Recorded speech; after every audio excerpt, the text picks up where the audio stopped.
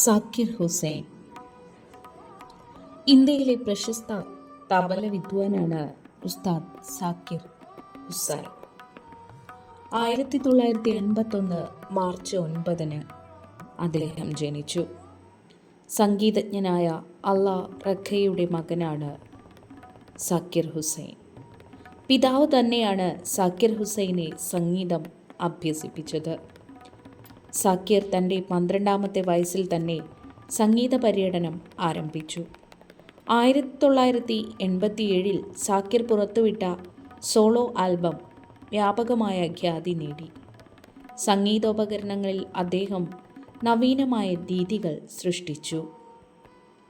1988 പത്മശ്രീ ലഭിച്ച സാക്കിർ ഹുസൈൻ 4 കൊല്ലത്തിനു ശേഷം മിക്കി ഹാർട്ടുമായി യോജിച്ച് ഗ്രാമി ഫോർ പ്ലാനറ്റ് ഡ്രം എന്ന സംഗീത ആൽബം പുറത്തിറക്കി.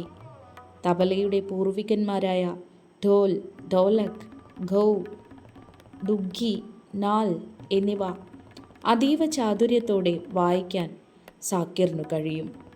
ചലച്ചിത്രങ്ങൾക്ക് ശബ്ദരേഖകളും മറ്റ് കലാകാരന്മാരുമായി ചേർന്ന് സംഗീത സംയോജനങ്ങളും അദ്ദേഹം നടത്തിയിട്ടുണ്ട്.